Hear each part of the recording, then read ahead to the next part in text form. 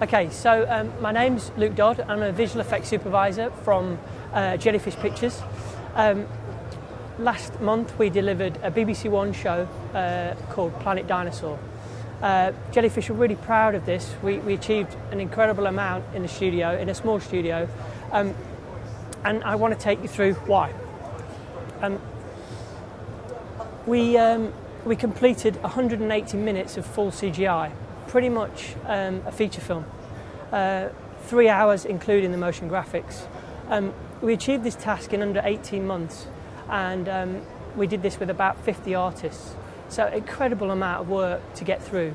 On the comp side we used Nuke, and Nuke became a big part of our pipeline.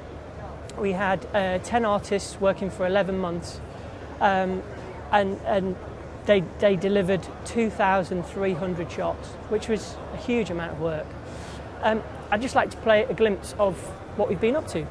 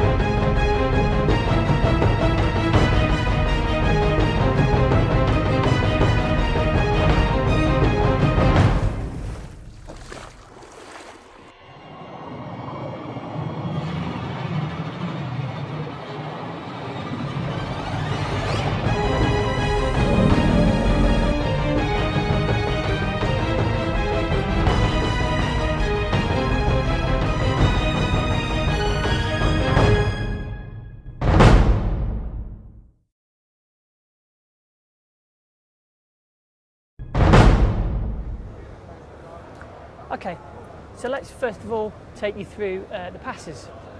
We wanted to keep the passes reasonably light because we had so many shots to do. So it kept Nuke light, and it also saved us on storage. We started first of all with a beauty pass, and then we go to a depth pass, which was used for depth of field and to add pollen and atmosphere to the whole shot. We also had our ID passes where we could colour correct each constituent part of the shots. We had a shadow pass, occlusion pass, but we also had a UV pass where we could add in extra dirt and extra bits of blood to the dinosaur skin. Okay, so we'd start with the passes, the beauty pass, and then we'd build these up until we had a really nice looking shot.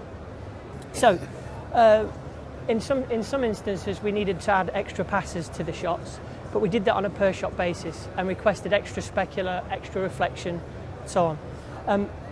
We then take you to the environments, and we had to build all of these environments from scratch, and we used Nuke to generate this. Traditionally a show like this would go out and shoot backplates for us, and then we'd take those backplates and stitch the dinosaurs into. But now we designed and built 21 different habitats that worked for each sequence.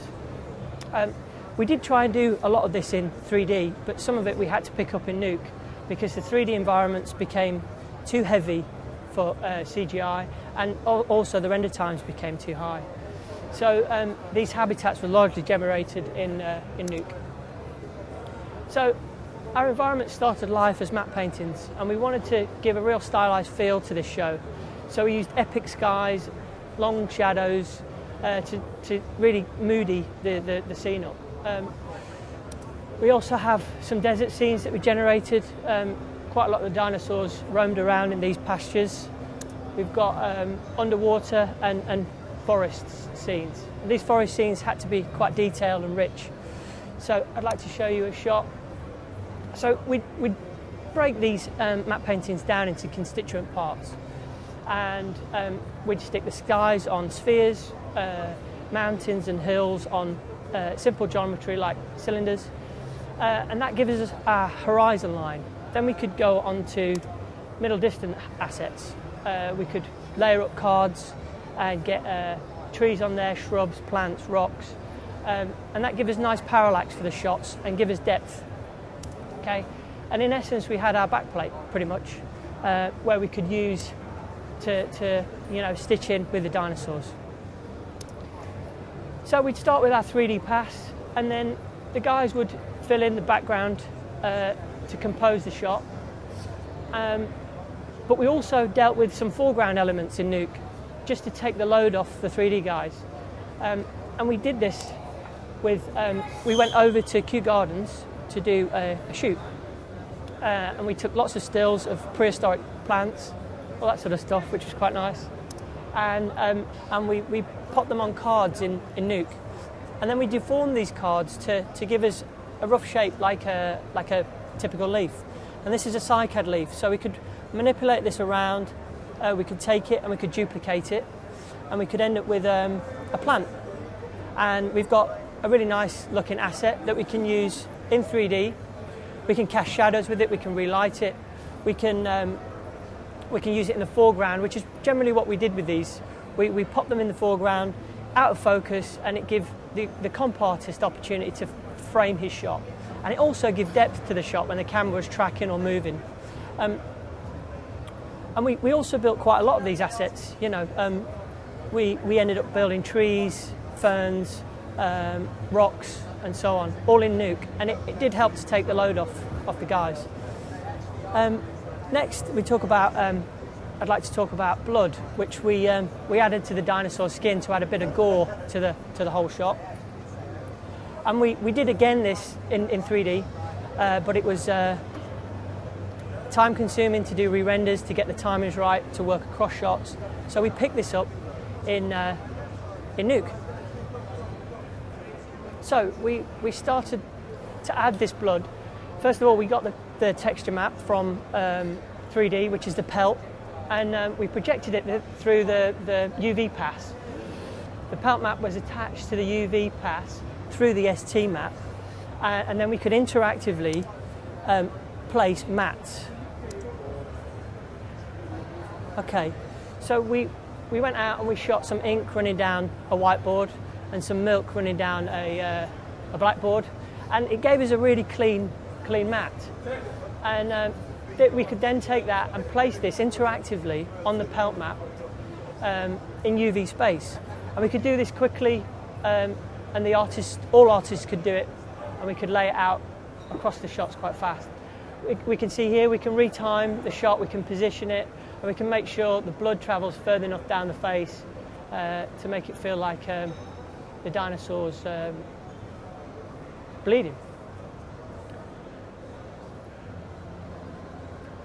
Okay. So once we're happy with our mat, we can take that into our final comp, and we can start to add colour. We can displace this using this mat, and we can also highlight the specular and get that in to add wetness.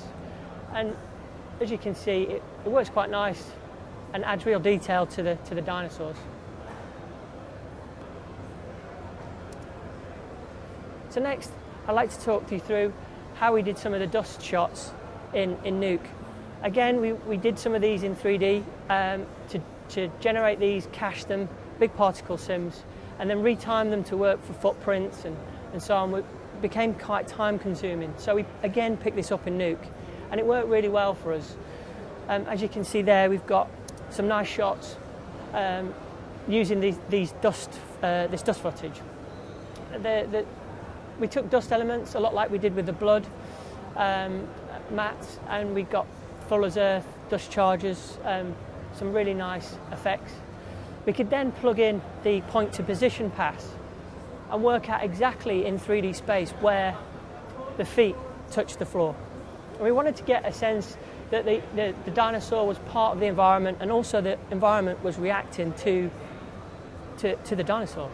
So we could take these live action bits of footage, we could place them on cards or geometry, and we could really nicely and interactively place them in 3D space.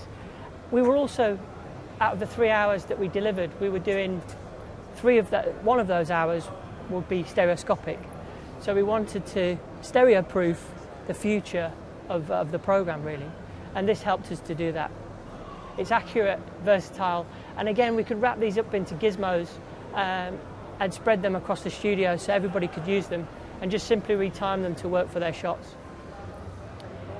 This takes me to the end of the tutorial. Thanks again for having me, and it's been great. Cheers.